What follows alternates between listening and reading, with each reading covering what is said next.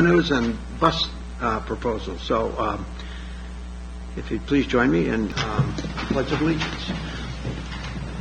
Pledge allegiance to the flag of the United States of America and to the republic for which it stands, one nation, under God, indivisible, with liberty and justice for all.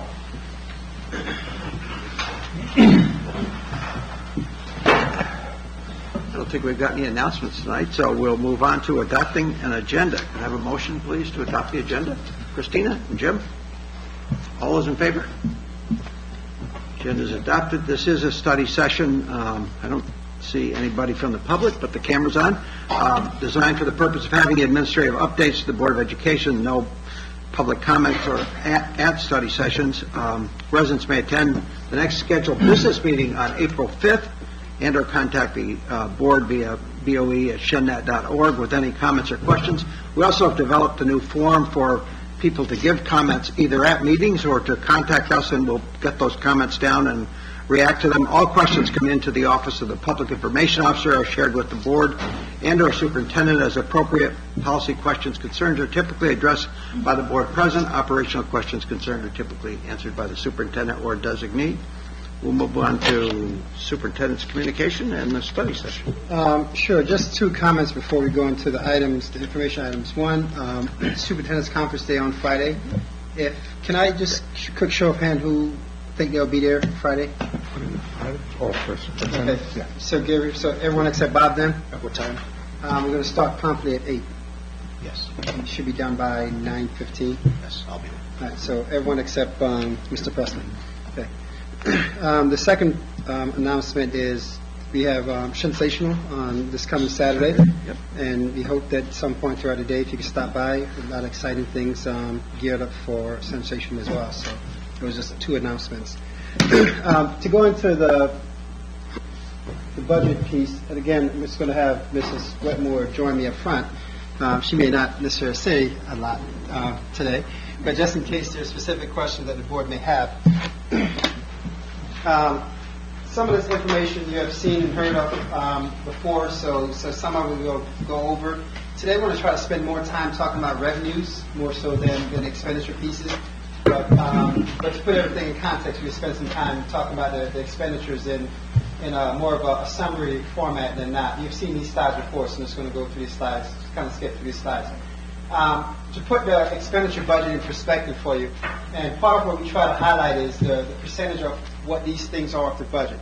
And this first slide is an interesting one because when you think about the percentage of budget, instructional salaries is about 34% of the budget, administrative salaries 3% of the budget, and non-instructional salaries 16% of the budget. When you look at this, a good portion of the budget is purely salaries. When we add the benefits to it, approximately 80% of our budget is salary and benefits. And that's not unusual because we hire people to do the work.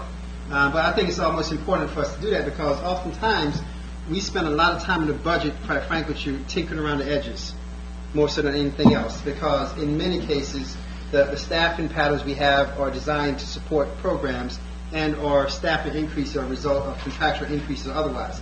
So some of those things are more fixed than not. So I just want to highlight that to the board. So as you see here, you see some comparable adjustments in staffing in terms of what the increase are. It's not necessarily what people are getting in raises, so to speak. It's what the impact of either new staff coming on board at higher salaries and things of that nature. So I want to clarify that as well for the board. So you see pretty flat line comparable adjustments in salaries from the budgeted year to the proposed budgeted year. And there's some adjustments that we made in between those years as well. Another highlight I want to highlight is, again, you saw the equipment budget pretty much flat, increasing by about $10,000. Again, a lot of this budget is preservation of existing things and preservation of capacity to continue doing some of the things we have done in the past. Each year we get a list requests from building administrators about different types of equipment. We kind of go through, prioritize, and then try to see what we can actually look to purchase in the budget itself. So minor adjustments. So it's a pretty small percentage of the overall budget, but you see that piece of it. Contractual and other is a combination of many contractual expenses that fall into this category. And one of the big push that we saw this year, a lot of contractual you'll see here, see a lot of reduction in BOCES expenses and more increases in contractual, because some of the things that we're purchasing now that we used to purchase through BOCES, for example, Chromebooks and what's that one? iPads. We typically have gone through BOCES, but we're purchasing those directly outside of the BOCES structure. So it's a cost shift more so than a cost increase in those areas. So I just want to highlight that particular, this transition here, when you see those two cost adjustments. Library and textbook amount remain pretty flat. One of the things that we try to do in library and textbook is maximize the aid reimbursement. So there's a formula that the state reimburses us for what we expend for library and textbook purchases. So we want to ensure that our budget allocation maximize that state reimbursement amount. So that amount has been pretty flat over the years, and so subsequently that's why you see this being flat again as we move forward. One of the things I mentioned to the board last week is one of the things we're trying to do and assume within the library and textbook is to purchase what we call the instructional material, the review books, some of the things that at the secondary level has been fees that we have asked parents to pay on top of, so to speak. We're putting those within the budget sequence itself and trying to identify those costs earlier, but those will be assumed within the library and textbook allocations. Again, if there are questions that you have, please stop and ask. The supply line of the budget is pretty flat line. Most of this increase is some additional stuff we want to do for art. This is, again, one of those things, particularly some of our upper-level art courses at the high school, where kids have to pay for certain material, but yet those things are required components of the class.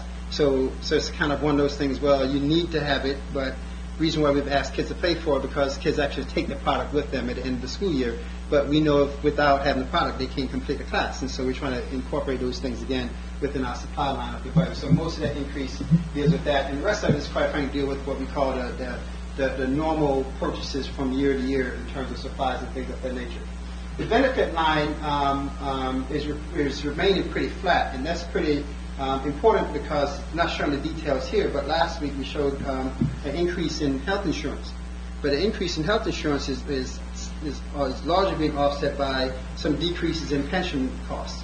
So so that's the reason why our budget line for overall benefits is pretty flat when we look at the whole sequence of 45.6 back in 2015 and 45.5 now. So we see that offset. So essentially our health and our benefits line is being mitigated by one cost going down to address another cost on the other side of the point. This is one area though that we continue to look at and probably make some adjustments before the final budget based upon where our revenue streams are coming in as well to see if we could pass some capacity within the budget to deal with what we anticipate in 18-19 increase in pension costs. So we don't want to have a situation where we see a huge savings here and then next year we have a huge spike. So how do we try to mitigate that over a 2-year cycle? So we may come back to this particular line for the budget process before we finalize in April. A couple of things I want to highlight again that's worth noting here. Our overall transfer to other funds, in other words, we transfer these to other fund families, other accounts, if you will. It's kind of the best way to kind of describe that. One area that particular note for the board is our debt service fund. And we've been talking about the maturation of debt over the years. And you see here, this past year, we had 10.9. Next year, we're looking at about 10.7 because we have debt maturing. And so when you think about the capital project that we're proposing for October, if debt start to do this, our goal is as we bring in a new debt sequence, instead of having this huge decline, have more flattening of the debt exposure. So from a taxpayer perspective, we can add new debt to the table without having to increase the tax burden as a result of that. So that's been the plan as we move with the debt piece of it. But it's a clear indication to the board that we're starting to see now a significant reduction in the debt. So subsequently, what we're planning for October, the October piece, by the way, we do a referendum in October, the cost impact will be another year out. So if you ask, well, why are we not incorporating that into this budget sequence, that we won't see that cost impact until 18-19. And so just to kind of give you this time sequence. Okay. This may relate more to the budget side, the expenditure side, but just refresh my memory on the issue of the tax cap and debt. Is debt That's one excluded, of those, that's one of those things that impact our actual cap formula. So Kathy, this is Kathy stepping in here, so I won't step in it myself. But the problem that we have is, in other words, if you have more debt, that lends to more exemptions from the formula. And so for places who have, like us, quite frankly, we've been budgeting very tightly and trying to reduce our debt by refinancing bonds and all those type things, the things that you're supposed to do when you could borrow money cheap. Why not borrow money? It's what people do with their houses. You know, your mortgage is at 4% off, and then Trustco or some bank put a rate out of 2%, and you say, well, I could go refinance in fact, a bigger loan and add to my house and have a smaller down payment, because I have a smaller or lower interest rate. And so we've been doing those things, but the formula kind of penalized us for those efficiencies. And so it's kind of an awkward thing, thinking that, wow, who thought of that? So part of our capital project piece, I'm glad you asked the question, Mr. Casey, because it goes very well. So if you think about right now, our debt, say for year 1 here and year 2 and 3, if we keep allowing our debt to decrease, that has an adverse or negative impact on our tax cap formula. And so part of what we're trying to do is twofold. One is to be able to upkeep our facilities without having an added burden on taxpayers, but also at the same time upkeep our facilities without having an adverse impact on the tax cap, our ability to have an expenditure budget to support our program needs. And so that's the piece that we're watching very carefully, and that's the reason why there's a lot of lobbying, or should I say, there's some lobbying about some modification to the tax cap laws. One, to make 2% truly 2%, and two, to look at what the exemptions, the impact of different exemptions on the formula, and how those things may impact, in fact, in our cases, have a negative impact on a system that's being very efficient. So it's a very good point, that piece of it. So we're watching that as we look at our debt situation as well. Could I just expand Sure. on that a second? Because I think it would be important for taxpayers to understand that it wouldn't necessarily advantage them for us to pay down, Yeah. to have lower debt. I don't think that's something that is kind of widely understood. Well, I mean, it's a combination of two. Financially, it's not a benefit, and from a plant upkeep, it's not a benefit. One of the things that we've been trying to avoid is that deferred maintenance approach to things. And again, putting in a household analogy, it's when your roof has been leaking for 10 years, and each time it leaks, you just paint over the wet spot instead of actually fixing it.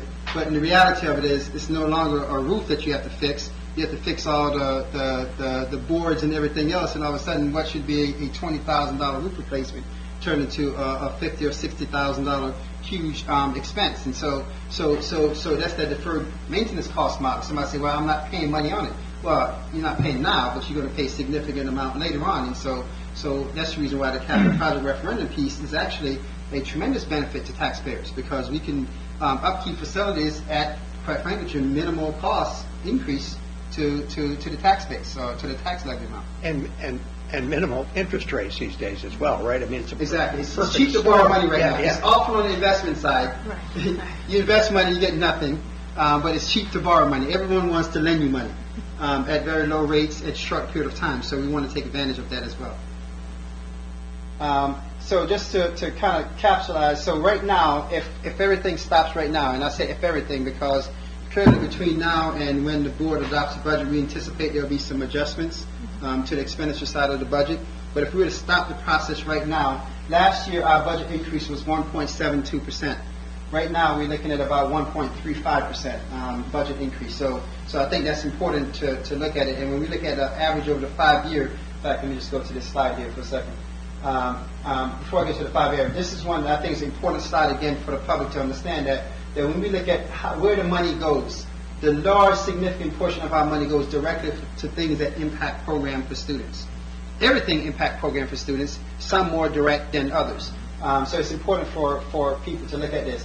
Administration doesn't mean administrators. It's all the things that goes into to oversight, from legal to accounting to you name it, everything related to the district that's not directly program, instructor program based. And then this is our capital consumption. So when you look at it, it's pretty consistent from year to year, and that's important for people to know that our investments have been very consistent in terms of what we do. When you look at the shares, this is just a distribution of it. And I'm always fond of showing this one because one of the biggest criticism that we always hear, oh, you guys spend some money on sports. But when you look at our sports budget in relationship to less than 1% of the entire budget, truly less than 1% of the entire budget that goes to supporting athletics for over 1,800 students. So when you think about it, pretty minimal cost, because quite frankly, most of our athletics program is supported by outside resources, booster programs and things like that.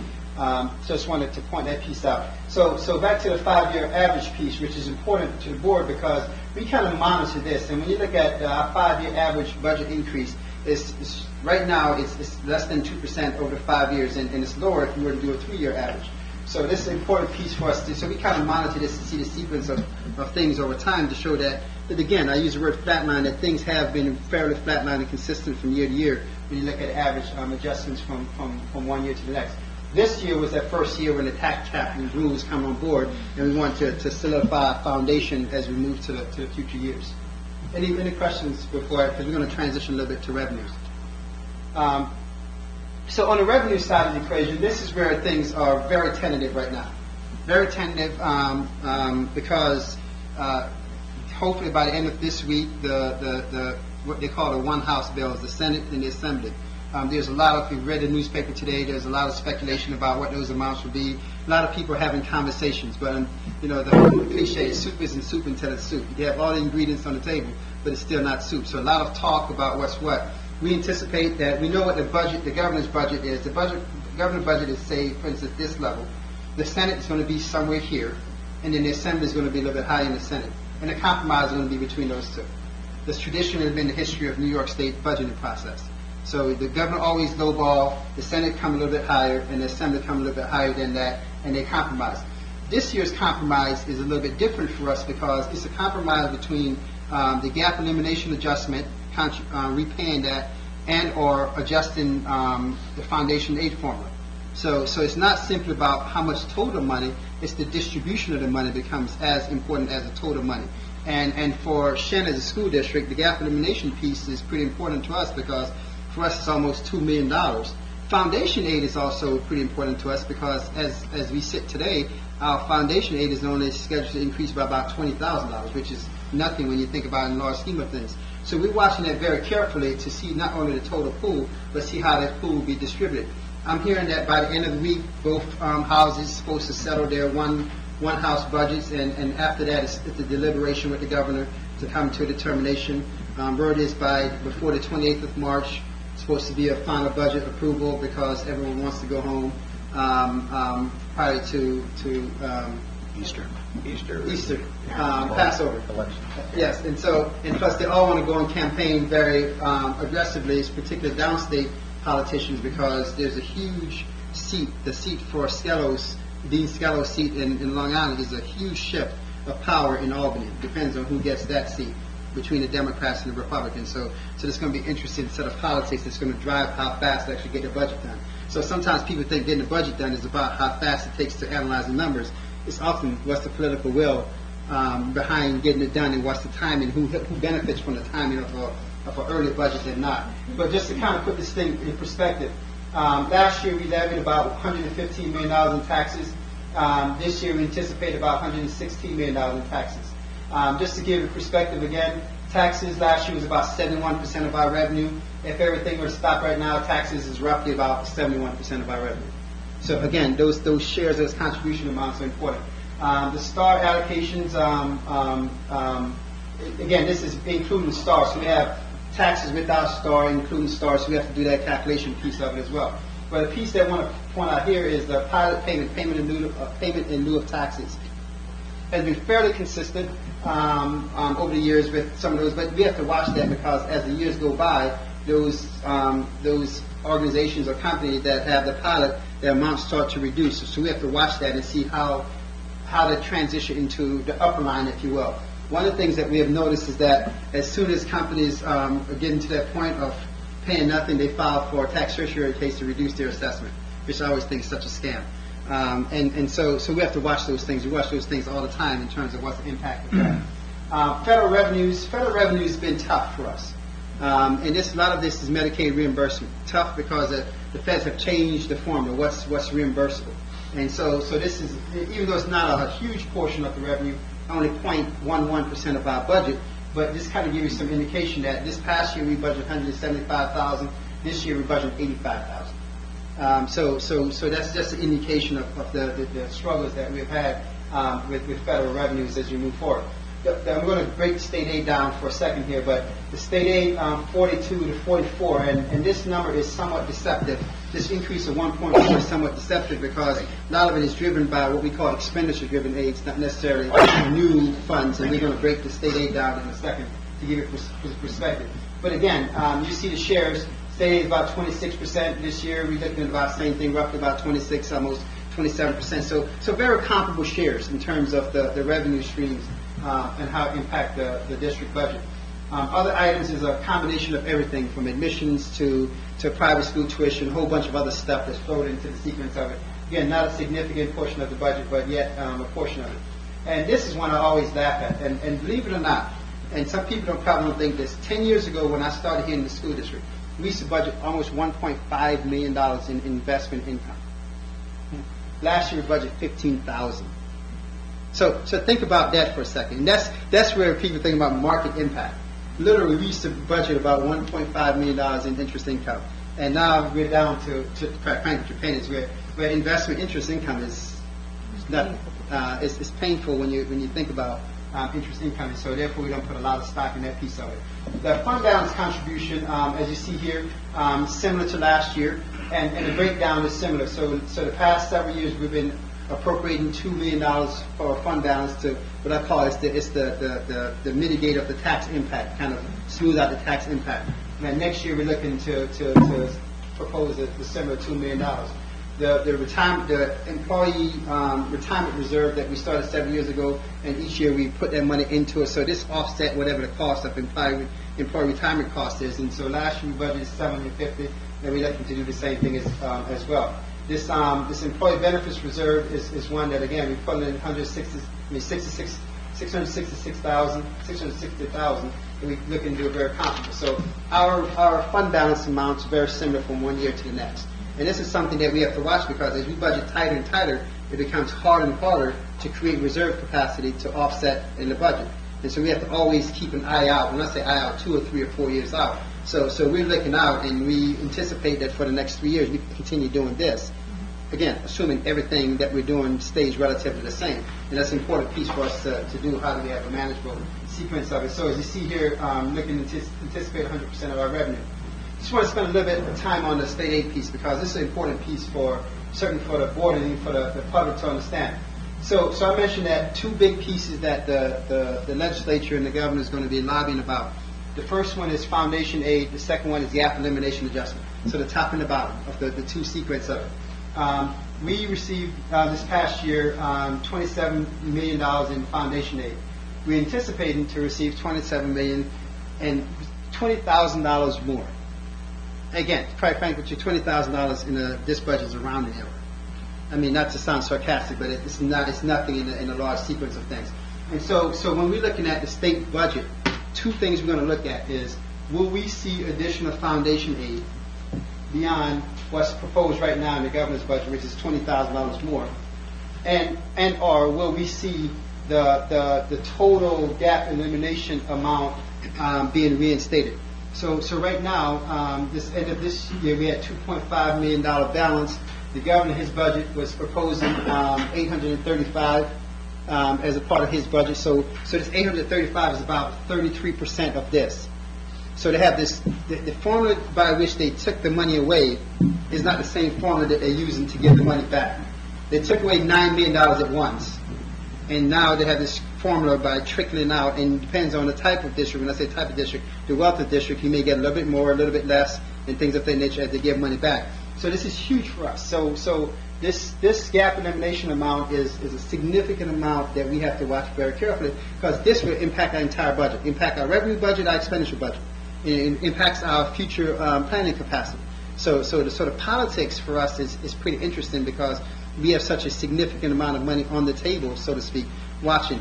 And for a lot of school districts across the state, they desperately need adjustment in foundation aid because not every school district have significant outstanding balance in the gap elimination funds. So that's where the politics becomes so important over the next couple of weeks for us to watch. Not the total amount, but the distribution of the amount becomes a huge part of the equation that we have to watch as well. So kind of go back up here to the expenditure-driven piece of it. BOCES aid is going down because we're planning to expend less. BOCES is an expenditure-driven aid. What you spend in 1 year, you reimburse the next year. So because we know our expenditures categories, so that's the reason why that's going down. Remember when I told you that we're shifting from some BOCES costs to contractual? And so some of that is a result of that. And we do the price analysis between, what's the reimbursable amount versus actually what we purchase in. And quite frankly, we feel as if what we're doing now is still the most cost-effective way, even though you may see a aid reduction on this side of the equation. Plus, we have brought programs back in-house, special education programs back in-house, things of that nature. So that impacts our BOCES aid amount because those typically have fall under the BOCES piece of it. Building aid has been pretty flatlined because we haven't added any new significant amount of building expenditures to the equation for the past several years. And so this is where we go out on the referendum in 16 and we do some construction in 17, the state aid kick in 17, 18, that would then impact our building aid line. And so our reimbursement is about 60%. So for eligible items. So for every dollar we spend, you get about 60 cents back. And so that impacts our building aid line. Again, expenditure category. One of the things the state's been fighting, the state's been trying to fight to not increase their total exposure for building aid, but unfortunately they can't avoid it because you have aging facilities across the state and people are going to look to do so. Transportation aid is one of those that we have seen some increases because we have one, it's based on a lot of factors, not only our pupil piece, but also our bus purchases and all those kind of things, the aid reimbursement piece of it. And tonight you're going to hear Al talk about bus replacement. There's a lag between it, what we pay 1 year and then the payment is the next year out. So this is not a 1 year, we buy 1 year, reimburse the same. There's always a lag between those things as well. So the transportation aid is going to go up, and that's, again, depending on the expenditures that we've had in the transportation department over the years. So again, that reimbursement piece is roughly, again, that same 60% formula sequence that happens with transportation aid. Excess cost aid is for high need special education programs. And so as we bring certain programs in, there's a reimbursement factor to that as well. So these are what we call expenditure categories. These are all expenditure aid. Same thing with instruction material. That's that textbook aid I mentioned before. Textbook library aid falls into this category.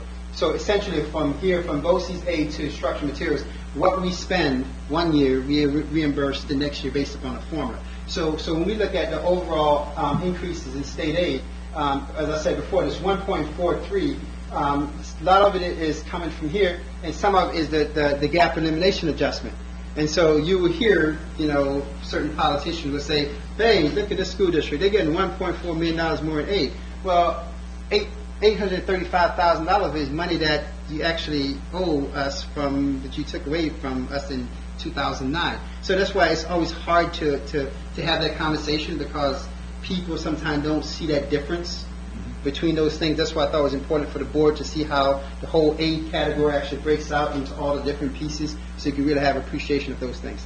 So gap elimination, what is the feeling? Like at one point there was some discussion about potentially returning all of that money this year. And maybe that's a fleeting moment that'll never happen, but there's obviously an opportunity for us to get more than the 835. But what is the feeling on how much that's going to be? It depends on who you talk to. Yeah, okay. If you talk to the assembly wants to reinstate it all. In 1 year. All in 1 year. If you talk to the Senate Republicans, they are kind of, okay, we probably could, because the governor wants to do it over 2 years, maybe we could do it 2 years with the governor if he's willing to make some adjustment in foundation aid. And so that's where the rub happens. Yep. And so if I was being clairvoyant, I think we're going to see, for Shen, for instance, this past year was about 30%. I think we're probably going to see more like 50 or 60% return in gap elimination and some adjustment in foundation aid. As much as I would like to be optimistic and say that we're going to see all of the gap elimination and foundation aid, significant increase in foundation aid, one, they don't have, they have the wherewithal to do it, but it'd be significantly more than both houses are now proposing in their one-house budgets. So that's a signal almost to say that even the Assembly budget, which is the highest amount that's being proposed, about $2 billion, doesn't have enough capacity to fully fund the foundation aid formula and reinstate all the gap elimination. So something is going to give. I don't know, Gary, if you The only thing I was thinking was that the commitment John Flanagan made, that he wasn't going to agree to a budget that didn't restore gap elimination adjustment totally. So whether he's going to swallow his pride and negotiate, or whether he's really going to stick to his guns is a big issue. And that's why, you know, once we actually get to see the one house budgets, you really start, because you look at the highest number and say, does the highest number have enough capacity to do both these things? Right. And the answer is yes. There's a possibility that the answer is going to be no, because in no one house budget, any one house budget is not going to carry the day. It's always going to be a compromise. Right. So that's always the question they have. They have both one house, the Senate and the Assembly budget. If they both had the capacity to do it, then you probably think, okay, there might be a possibility that they'll, scream around the edges and do some things. But right now, we know the Senate proposal doesn't have it, at least what's being reported. So that's where we start to see those things. And certainly the governor's budget, he has no intention in his budget to do anything with gap elimination adjustment in terms of significant formula shifts. So this gives you, I'm sorry. Last year, didn't we hear it would be a 2-year commitment? Yes. So In fact, this year, it's another 2-year commitment? in fact, that was Potentially. a bold pronouncement that, Yeah. that we're going to commit to that. In politics is as good as the soundbite for the next media production. Should've gotten it, no? I think it's next year that the gubernatorial election takes place. Yeah. So Get all kinds of money. that's right. That's one that But everybody wants to cows win. will come home. So That's right. Yeah, right. So politics has some interesting dynamics. But again, I just want the board to appreciate this, to see how this $42 million is really broken out and the factors that we're waiting on. And so once we hear about a past state budget, the two big things that we're going to look at is foundation aid and gap elimination, and then we have to make some adjustments within our expenditure budget as well as our revenue budget, because we can't have a situation, and here's the danger of this whole piece. The gap elimination amount comes in, say if they fully fund gap elimination for 16, 17. The question is, what are they going to do for 17, 18? Will they fold that $2 million in the top line?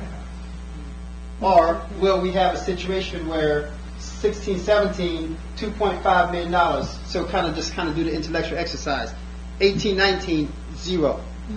All of a sudden, you go from being, whoa, we have a lot of money, to, oh my God, we have to cut our budget by, and so that's the piece that no one is talking about in terms of, because remember, gap elimination was initially part of the district's foundation base. It used to be called base aid.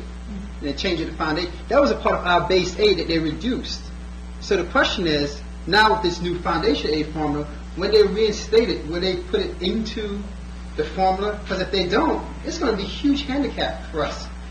And right now, no one is answering that question. In fact, no one is even talking about that. And so as we sit here planning for 16, 17, I have to think about what does 17, 18 look like? Because if we go out and make financial commitments, or quite frankly, go out and even reduce tax levy by X amount, and then the next year we're going to tell people, well, we're going to increase your taxes by a significant amount or reduce the budget by a significant amount, and it has nothing to do with anything that we did, you did, or anyone else did. It's because the revenue source is no longer there. I mean, really? So that's the dilemma that we have, and that's the piece of, again, none of the political folks are really talking about, because they're not sure how they're going to address that piece of the equation. The other element of that, how they might deal with a gap elimination adjustment that bothers me, is that each year, as they've restored part of it, they use a different formula. This year, we get a third. Yep. Now, from their perspective, perhaps they put back whatever percentage is this year. Next year, we're going to pay off the whole thing. However, Shenendehowa's only get another third. Guess what? We still got a third we never got back. Yep.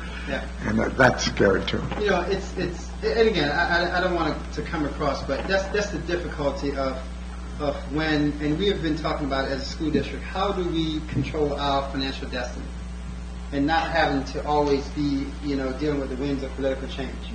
And so a lot of the things that we've been trying to do on the expenditure side is what you saw in the budget, having a pretty flatline budget, roughly 1.5%, 2%. So we can then try to have a budget that, quite frankly with you, that's manageable from a taxpayer perspective, but more importantly, a budget that consistently support programs from year to year, and not having a situation that every year we're sitting here, on the edge of our seat saying, do we have to cut? Do we not have to cut? How much do we have to cut based upon the political winds? And so that's the difficulty of it. So when you see this, just kind of put that in perspective that while it's about 27% of our revenue, but that 27% of our revenue has huge shift impact in terms of what we do.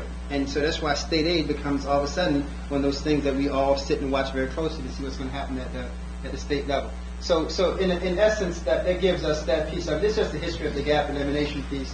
Again, this number is reduced by what we have, what the government proposed, that 853 million. So when you look at it over the course of time, it's about $32 million. When you think about, and the reason why this is becoming cumulative, because in reality of it, if we would have kept the same base aid from 09, we'd have had a larger capacity to deal with over those years. And so that's the cumulative impact. And so that's what the state fails to talk about. What's the cumulative impact on organizations? And over those years, we have been squeezing the budget to accommodate the lost capacity, if you will, in the aid capacity. And it gets to a point where for some school districts, they have big gaps that they're trying to fill now. Are making major cuts to try to fill the revenue gaps. And so this gives you a good perspective on that piece of it as well. So to kind of tie this whole thing in perspective, I'm going to compare last year, when I say last year, the current year that we're living in now, 05, 15, 16 to the proposed. Our tax levy, and my apology for having the dollar sign, this is actually a percentage. Our tax levy allowance was 3.17. That's our tax cap allowance in 15-16. Our budget levy was 1.5. So we were significantly lower than the tax cap amount by 1.6 or about $1.8 million. So kind of give you a perspective. And so fast forward another year, to kind of talk about how erratic this whole thing is. That you go from 1 year at the potential allowance of 3.7 to the next year potential allowance of 0.78. And so when people talk about trying to plan forward, essentially we cannot plan forward from a revenue perspective. You have no idea where that's going to land, and that impacts 70% of our revenue. So when you think about that, 70 cents of every dollar we can effectively plan for, because we have no idea what's going to be the tax levy allowance piece of it, which is a significant piece. And so let's give you some perspective. So right now, what we're proposing, again, if we were to stop everything right here today, we're butting right up against the cap at 0.77, which is about $11,000 less than our allowance. So kind of give you the contrast. Last year, we essentially left $1.8 million on the table because we weren't going to just tax taxpayers just because we had a cap that said we could. We really levied a tax that we thought was sufficient to meet the needs of the school district. And I think that's an important part, because sometimes people don't realize that our goal is not to have the maximum tax allowance. Our goal is to say, what's sufficient to meet the programmatic needs. Significant point to make, and hopefully people appreciate. Because conversely, this year, as you see here, we almost have no choice but to maximize the tax levy allowance to meet our respective needs. So this gives you a good, the contrast of how politics has played havoc on school districts, in particular the ability to plan forward. Right now, as we said, I have no idea what's going to be the impact of 18-19. And so we couldn't even sit here and say, okay, if this stays the same, then this difficulty for us on the revenue side, inability to plan forward. The other point here, though, the positive is, we were at 1.55, now we're at 0.77. We're not proposing a budget that is cutting all of these programs and all of these heads and everything. We've done such a great job of planning and looking 3-5 years ahead that we're able to sustain everything. That's an important part. Yeah, very, very important part. So that kind of the budget piece of it, and just a reminder that as a part of the whole referendum, 4 things that we look to propose: the budget itself, the bus purchase resolution, which we'll do in a second here with Mr. Karam, board candidates, we have 3 seats up, and then establishment of the capital reserve, which we'll have more information to come on that in the coming weeks. We haven't invested a lot of time yet in that piece of it. not a lot of lead time to do that piece, but we'll have more information to the board in the coming weeks. So you have to adopt certain resolutions and those kind of things before we go out as a part of the referendum piece of it as well. So any questions on this before we transition to the transportation proposition? So I'm going to change over as Mr. Karen come forward and talk about bus replacement.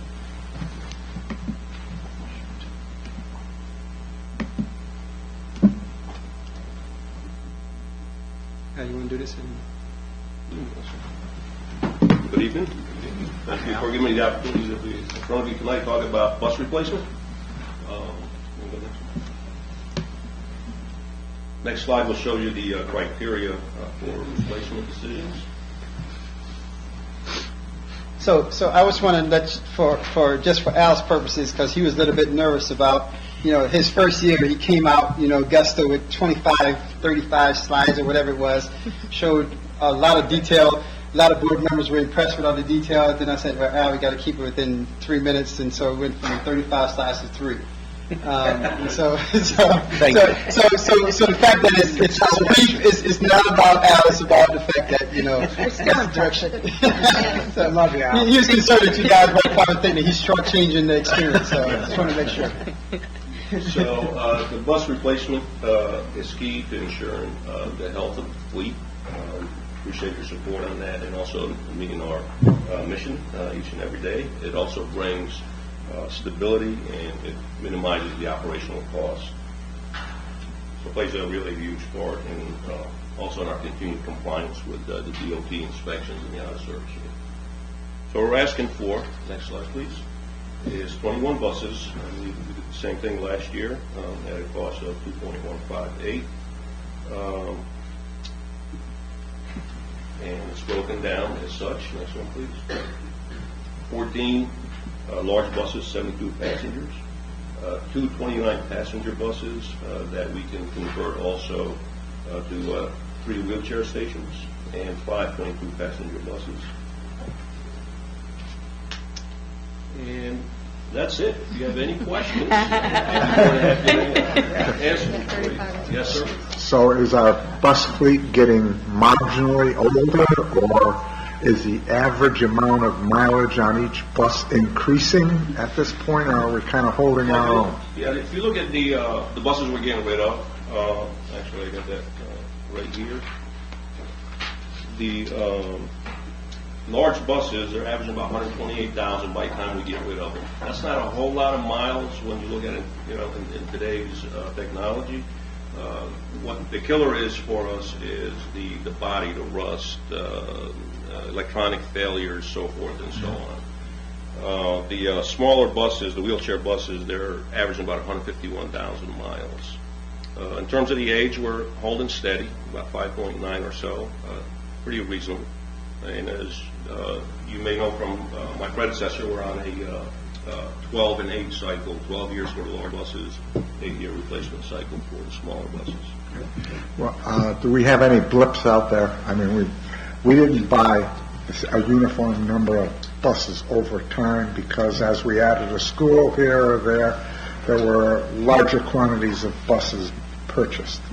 So have we got the prospect of some point out in the future having a blip going through, a bubble that we have to deal with, or have we somehow managed to even it out? If we look at the previous purchases, I believe in 2009 there was 0, and the following year there was, I believe, 14 buses that were purchased, and then the district went up to 19, which is really where it's at, and right now we're at 21. Last year 21, this year 20. So we're trying to address the drop, the 0 purchase. Hopefully we'll even that out so we don't see a big spike down the road. 2 questions. Yes. Are you satisfied with that 12-year threshold? And do you have to do these wheelchair conversions yourselves? Well, the floor plan is a convertible floor plan, so we can take a couple of 2-3 seats out, however many seats, very easily done. Under DOT regulations, the bus will come with that floor plan. So if we only need to have 1 wheelchair station in it, that's what we'll do. It gives us that flexibility. Mhm. And Al, do you still build into these numbers trade-in on these? Yes. Yeah. Yeah. So that's a net, what we're talking about is a net cost to the district, 2.158. That's correct. Yeah, okay. And we still convert quite a bit of Sure. the vans into our maintenance Yes. fleet and things of that nature as well. So we try to maximize those things as much as we can. So that safety threshold, I'm Your 12 comfortable years, with. you're Yes, okay? I'm comfortable with. How's the bus running that Dr. Robinson drove? Is that one still running? I only drove it on campus for 5 seconds. It was purely a photo op. and then it was in the shop for 5 hours. Now, we're still holding fast in terms of mileage, our annual mileage, over 2 million miles a year. It upticked a little bit. We're at about 2.2. Okay. I can share that information, send an email, and you can give you. Oh, a it's okay. I'm curious at how 2.2, we're had uptick from 1.9, so we're going up a little bit. Good. Thank you. Thank you. Thank you. So one of the things I wanted to share with the board, it's on the agenda to adopt the calendar. A couple minor adjustments were made as a result of some new information. So I thought before the board is asked to adopt it, have Becky just walk through the couple of minor adjustments so you can see it, and if there's a need for discussion, we could have those discussions before we get to the action piece of it. You want to highlight that? Yeah, so we uploaded the most recent copy later on this afternoon, so you have that in your files. But if you look at it, the two biggest, the one major change that we had is the graduation day at the end of June there. Initially, we had that Thursday. It is Friday, we believe. It has not been confirmed because we partner with 3 other school districts. So Mr. Flint is almost positive that it's Friday, so that may change. He's trying to find out for sure in the next day or two. So that's the only piece that may change, but I don't think it's going to. I think it's that Friday. The other piece is just to note that for the month of November, we have the parent-teacher conferences there. Mind you, I'm sorry. We have the Parent-Teachers Conference on the 9th and the 10th, and then we have a holiday. Some conversation came about maybe possibility of having parent-teacher on Monday and Tuesday because it happens to be an election, the presidential election on that Tuesday. But if we did that, it would chop up the week. So, And stuck again, with what we we have. just, and quite frankly, this also been a point of discussion from one of our schools' partnership team over the years. And we looked at it, and it's one of those things that, is it feasible to do? Yes. Is it the best situation to do? Probably not. Because when you look at the sequence of it, so you're off for 2, you're on for 2, you're off for 1. And so this month, November is kind of like the worst month, to be honest with you, when you look at how holidays fall and how to chop weeks up very quickly. And so November is always a tough month, and every year we toy with the idea of moving parent conferences, but it's also kind of aligned with the mid-semester sequence of things. And so this is one of those things that makes November a pretty difficult month. But again, we just wanted to bring it to the board because in case you go someplace else and somebody say, has this ever came to you, to your attention, clearly if it's something you want to talk about, I just want to make sure that we're honest in our deliberations. And then October is hokey too, with the 10th and the 13th. Yes. And yeah, this one, it is, Yeah, that's unusual. It's too bad we couldn't throw With the parent Jewish conferences in holiday. there on the 11th. and yeah. Do this. Because of the Too Jewish early. holiday, this piece sequence. So again, we see those things, and people always ask who made the calendar.